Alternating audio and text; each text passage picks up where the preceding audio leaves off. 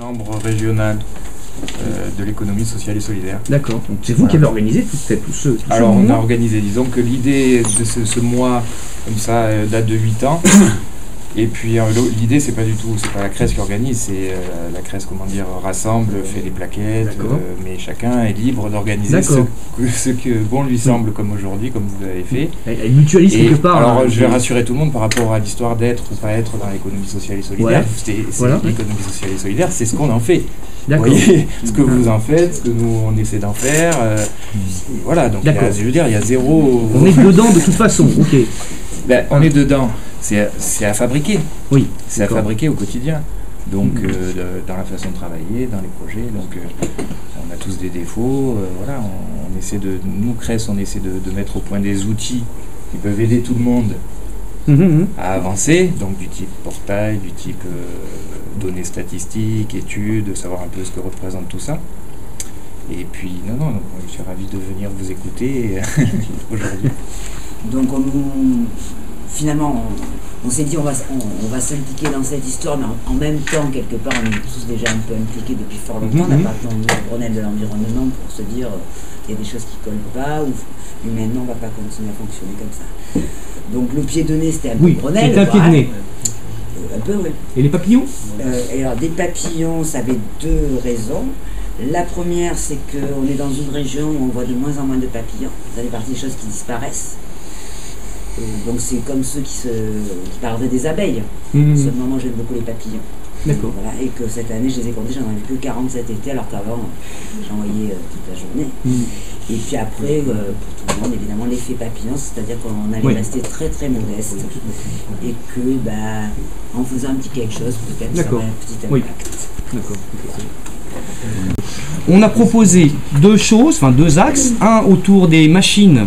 Ce serait bien, en fait, tu as bien fait parce que du coup on va se relancer dessus. Des machines, puisqu'on utilise des ordinateurs, est-ce que nos machines sont éco-responsables ou pas? Est-ce qu'il ne faut pas qu'on renouvelle notre parc? Il y a eu des accompagnements aussi, on a eu des réflexions autour de machines particulières qui consomment très très peu, mais en fait qui pour nous n'étaient pas vraiment opérationnelles. Donc voilà. Donc il y a ce travail autour de la machine, du truc. Donc le projet, ça a été aussi, nous peut-être aussi, de déterminer nos besoins par rapport à ça, faire une recherche vraiment sur le matériel. Et le deuxième axe de la mission, ça a été comment sensibiliser les publics à ces problèmes-là. Et quand je dis les publics, je dis nous aussi, parce que finalement, nous aussi, on se retrouve évidemment à être obligé de faire le tri dans ces infos. Ouais. Ça, effectivement, pour continuer ce que tu dis, c'est effectivement après des actions de sensibilisation. Donc la première, nous, au quotidien. Et deux, en étant vigilant à ne pas faire de la sensibilisation du style fumer-tu, parce qu'il y en aura le bol de la culpabilité et de la peur. Donc de voir comment de manière un petit peu intelligente on pouvait dire avec notre état d'esprit.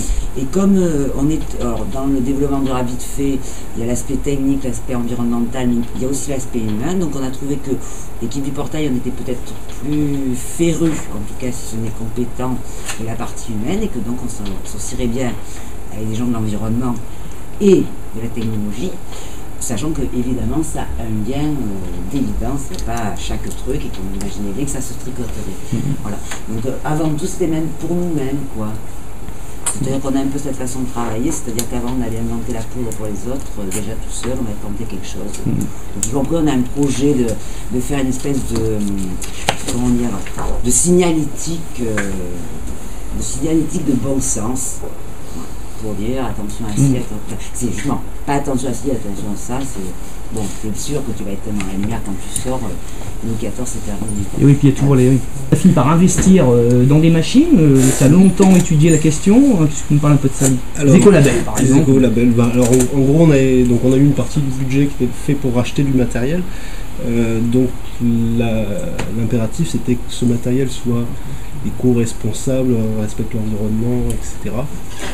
Donc, vu qu'il y a quand même pas mal de bruit autour de tout ça en ce moment, quasiment tous les fabricants informatiques aujourd'hui proposent ce type de matériel, avec plus ou moins de comment dire, d'honnêteté. Enfin, bon, Ouais. donc, il y a beaucoup de labels qui existent pour les écrans, pour les labels Energy Star, les labels TEAC, je le cherche tout d'un coup. Enfin bon, il y a des labels pour les écrans, et les labels pour les alimentations, pour les alimentations des ordinateurs. Enfin, ça a été longtemps un peu n'importe quoi, où il y avait plus de 50% d'énergie qui était gaspillée sur une alimentation. Alors, on vous donnait des alimentations qui faisaient 500 watts, en réalité elles en faisaient 200 ou 250. Donc il y a des efforts qui ont été faits là-dessus, il y a des efforts qui ont été faits sur les composants en tant que tels, dans les cartes mères, dans les boîtiers, enfin, tous les petits composants informatiques. Sur les disques durs aussi, il y a eu pas mal d'efforts qui ont été faits. Donc voilà, donc du coup on a racheté pour le moment on a racheté 3 machines, on va dire.